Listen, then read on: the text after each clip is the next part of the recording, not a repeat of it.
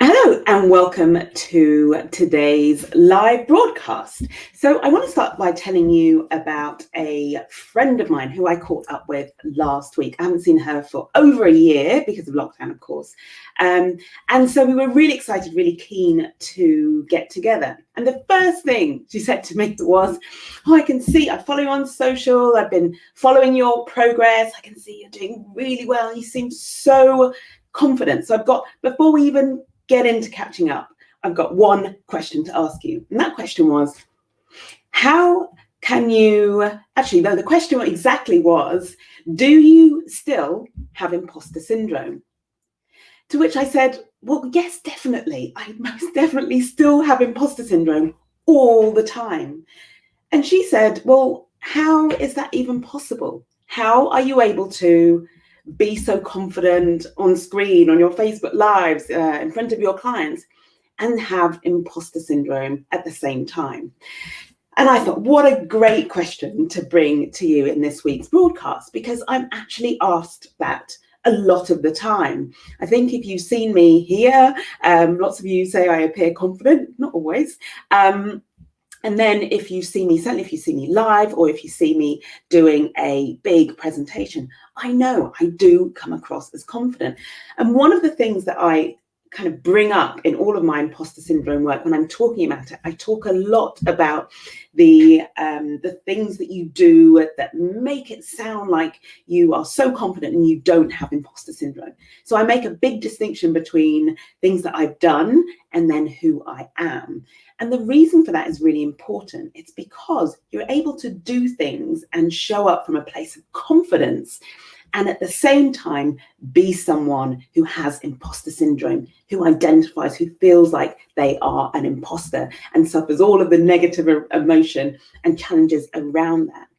So I thought this would be a really interesting question for those of you who are very keen to find a solution to your imposter syndrome. You can see or feel that it's holding you back and you want to solve it. And I know for a fact that what you really want is confidence. You want the confidence to be able to seize opportunities. You want the confidence to be able to take that next step, to live up to other people's expectations even. You want the confidence to be able to fulfill your potential, create even better results in your life. So I know that confidence is something that is really important to you. But I also know, based on the way you talk about imposter syndrome, the questions that you asked me about imposter syndrome, about my imposter syndrome, and the one that my friend asked me last week, I know that in your brain, you think that you can't have imposter syndrome and be confident at the same time. And I'm here to talk to you about how that simply isn't true. I'm here to tell you today, the message I want you to take away is you absolutely can have imposter syndrome and be confident at the same time. In fact, your confidence doesn't come in spite of your imposter syndrome. Mine isn't be like, I've got imposter syndrome, but somehow I manage to be confident with it. Your confidence comes because of your imposter syndrome. Now, I'm slightly nervous today. I don't know if you heard that background noise. I'm slightly nervous because today, it's the 24th of May today when I'm doing this broadcast. And it happens to be a very special day in my household where I have 4 boys, most of you know that, and 2 of those boys have their birthday today. Yes, I have 2 sons who were born on the same day. They're not twins. They are actually 6 years apart. So Noah, my second son, is 16 today, and Maxwell, my 4th son, my youngest, is 10 today. So there's quite a lot, just letting you know, there's quite a lot of excitement going on around me.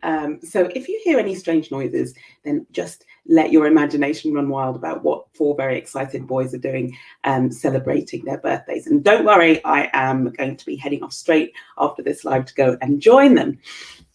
So the purpose then of today's session is to really challenge your beliefs about what imposter syndrome is there to do for you, what impact it has on your life. And what I want to say to you is it doesn't have to be negative at all.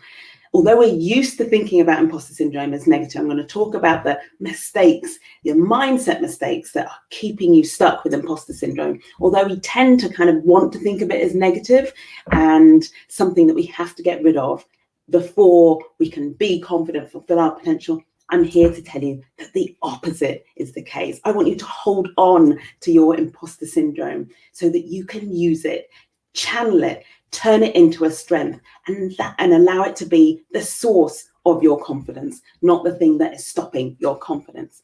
So confidence, not in spite of your imposter syndrome, but because of it. Now, I know there are two really good reasons why this is difficult. First of all, I've touched on this already, but I want to explore it a bit more. We're kind of taught, and by that I mean kind of the information around us, that imposter syndrome is something that is inherently objectively bad. Yeah, we talk about the symptoms, right? The way it shows up, so the emotion it produces in us, which is quite negative. And we talk about it something as we think about what it stops us doing, and we make it be the thing that we need to get rid of. It's the bad guy. And it's what we're taught. If you look for solutions for imposter syndrome, all you'll hear is advice on how to overcome it, how to get rid of it, how to tackle it, how to sidestep it. All this messaging around us is all about it being a bad thing. We need to get rid of it. So if that's your thinking, then that is totally normal. And I used to think like that. I used to think that until I found a solution to it, a way of getting rid of it, getting it out of my life forever, I couldn't be properly confident. I couldn't fulfill my potential. So there's the messaging around us that sends us this kind of feeling that it's bad, right? Imposter syndrome is bad for us. The second reason why it's difficult to embrace the message that I have for you today about imposter syndrome being something that can be used to your advantage, that's the word I'm looking for, is because of those negative emotions that it produces. So what happens when we experience imposter syndrome? We feel fear, we feel anxious, we feel stress. I mean, and I talk about this all the time, the actual experience of those emotions, it's horrible, isn't it?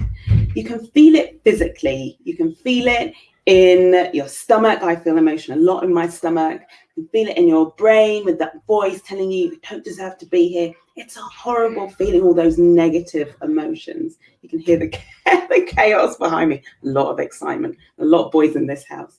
So you can feel these negative emotions. And what do? Well, we're human, aren't we? We want to get rid of those emotions. We want to run away from those emotions as quickly as possible, because it doesn't feel good. In our brains, when we feel fear and anxiety and stress, it's as if we've encountered some wild animal that's about to pounce on us and our lives are in danger. So instinctively, as a survival mechanism, we want to run in the opposite direction. We want to get as far away from it as possible, get rid of it. So because imposter syndrome produces in us emotions that we instinctively want to run away from, of course we think that imposter syndrome is something that is bad. Of course we think we have to get rid of it, get over it, overcome it, override it before something good can happen. So there are two things that I know have been feeding that negative perception of imposter syndrome. I had it for years.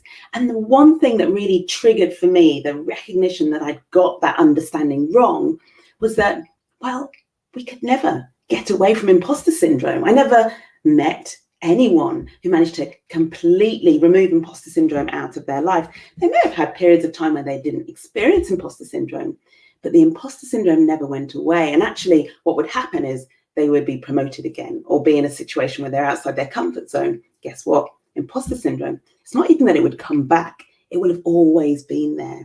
So what I'm saying to you is what you've learnt from the messaging, what you believe based on how you instinctively feel when you have those negative emotions of fear and stress and anxiety, those are misleading you into thinking your imposter syndrome is a bad thing. And I'm here to tell you it's not a bad thing. It's something that's so powerful for you. And my job is to help you not only understand that, but channel your imposter syndrome into something much more powerful that's going to help you realize your potential and be confident. So I want to just outline what I've got is 4, I guess they're mindset thinking mistakes that I want I want to draw your attention to, because I want you to challenge them. And I want you to be conscious and aware of them, so that when those thoughts crop up, we need to start questioning the validity, the truth of them. And that's what the work that I do with you around imposter syndrome is all about. It's all about changing the story that you have built around your imposter syndrome, because it is a story. And one of the things I want to say is that you having imposter syndrome is neither a good thing nor a bad thing. It's completely neutral. What does the damage is what you think about your imposter syndrome, is the story you build around it. So let's talk through those 4 mindset mistakes. The first one is you think that the negative emotion that imposter syndrome produces, you think that that's a bad thing.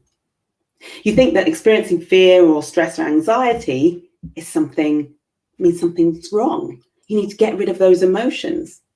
And I'm here to tell you that negative emotion is okay. It's okay to feel afraid, to feel stressed in a situation, to feel anxious. You mustn't make that mean that something's gone wrong. You mustn't make that mean you need to react against it, push away from it. You can handle negative emotion. It's just an emotion, okay?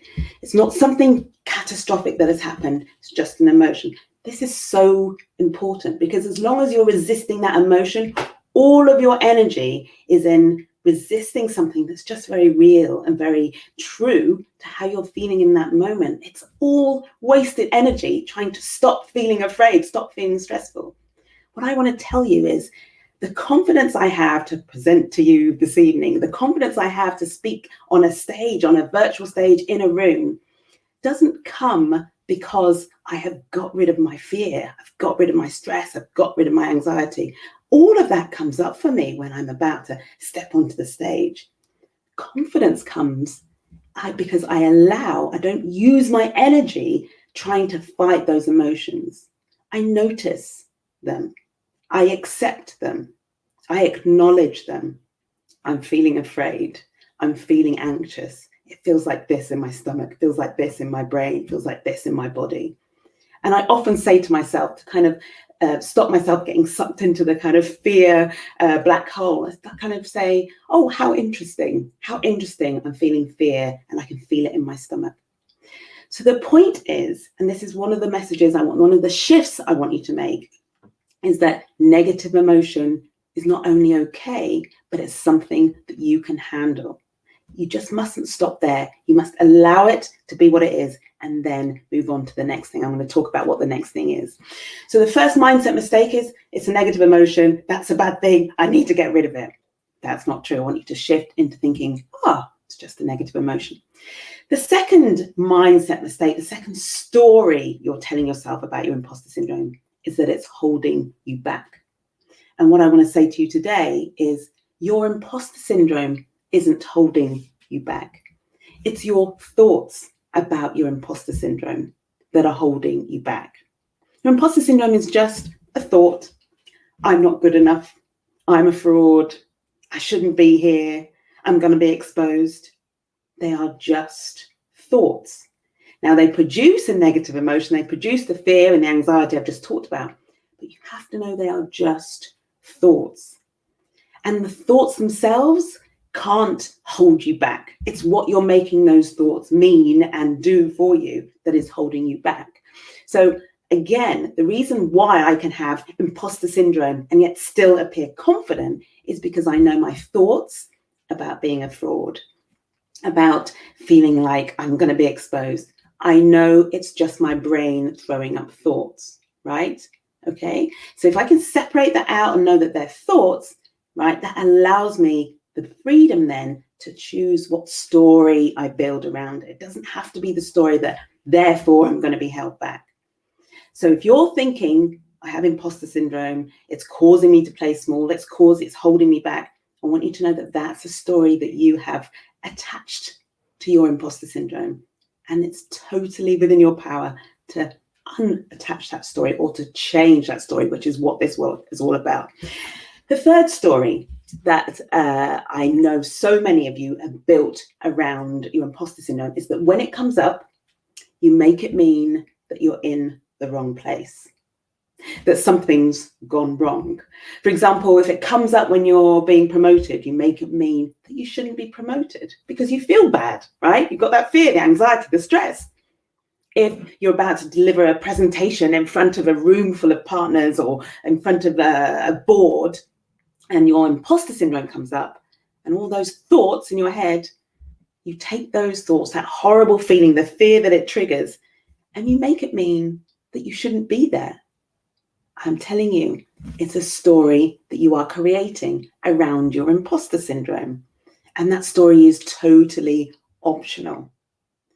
So I want you to be super aware of kind of the difference between feeling anxious, the thought about whether you deserve to be there, yeah, and then the story, what you're making all of that imposter syndrome mean about you, about what's possible, about how confident you can be, about how well you're going to perform.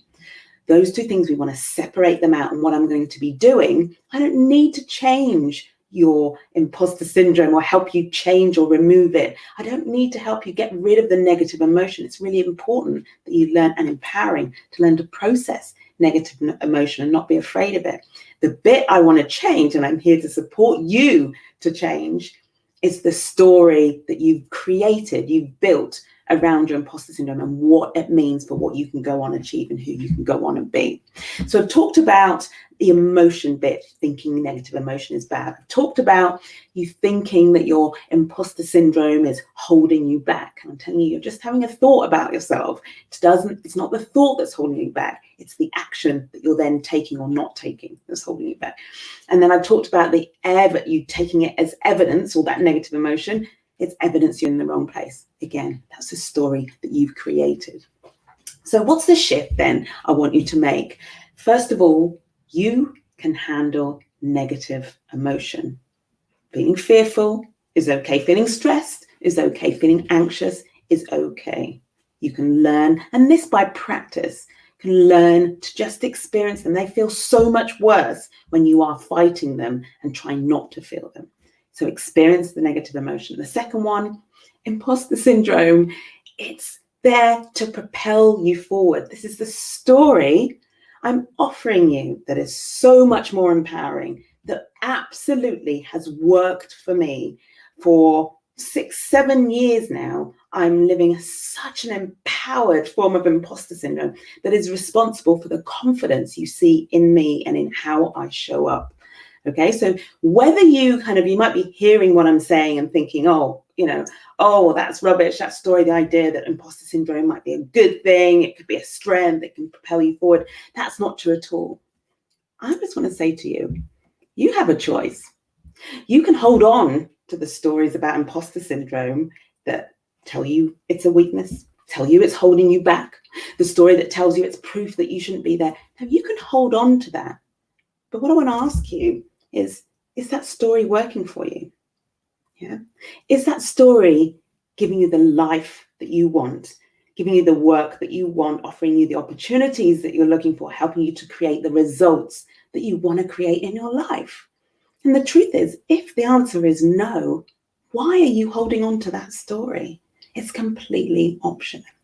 So what I want to do is I kind of feel like you're over here if you're holding on to that story. And what I want to do is just invite you over here to where I am, to the story I have created around my imposter syndrome. I want to show you how powerful and amazing that is. I want to show you that it's just as true, right? Because I've chosen that as my story and what I want to believe. It's just as true as any negative story I may have chosen. Yeah, but I know negative feeling about my imposter syndrome being bad has never once served me. Whereas the positive story of imposter syndrome is my strength. Imposter syndrome is what makes me unique. Imposter syndrome propels me forward. Yeah. When I get those feelings, the negative emotion, and there's that temptation to see it as evidence that I don't belong. Are you kidding me? I take it as evidence that I am exactly where I'm supposed to be. I'm in exactly the right place for the next stage of my growth, of my development, the next evolution of, the next Caroline is the one who is in this situation that she finds uncomfortable. So I want you to just reflect on your story. Think about the story around imposter syndrome that I, as an example of what this work can do, the story I have built around those negative emotions, those thoughts about me feeling like a fraud. And I want you to join me. I want you to step into the world of possibility that opens up when you're able to see your imposter syndrome as something positive and a strength. And so here's what I do. What I do is I bring you from that world where it's not working into this world where imposter syndrome can be so much for you. And I show you how that's possible. And the way I do that is I help you to run it through a process, right? We take a look at what's underlying your imposter syndrome. What is it? And we dig in. The framework that I've created for you, the imposter speech, is a framework. It's like, I want you to see it as almost like it's kind of like a machine that we put your imposter syndrome in at one end and we run it through this process and something incredible comes out the other end. What comes out the other end is confidence. Now, you're thinking, hang on a minute, have I missed a trick? Hang on, how do we run my imposter syndrome through this process, through this imposter speak process and come out with confidence? How can that possibly work? I'm so excited to share with you how that works. The confidence is the product, okay? When you put your imposter syndrome through this process, it creates layers, different bits of, it's almost like the raw materials of confidence, right?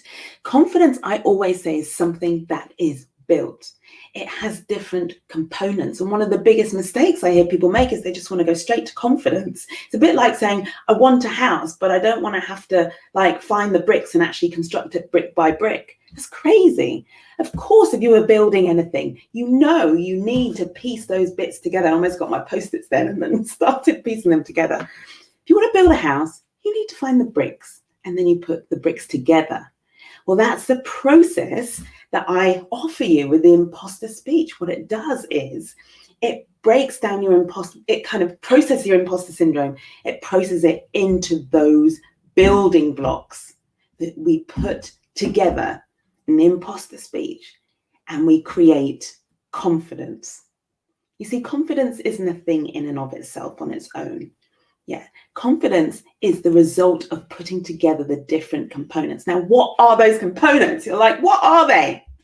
What are the things that I build my confidence with? Is it something vague and out there and I just feel it? No, it's absolutely concrete. Here's what you get when you put your imposter syndrome through the process that is the imposter speech. You get extraordinary courage. Who am I? Where am I? Why am I here? How did I get here? Where am I going? It gives you all of the ingredients you need. And one of those is extraordinary courage to take action. Another one of those is the motivation to keep going.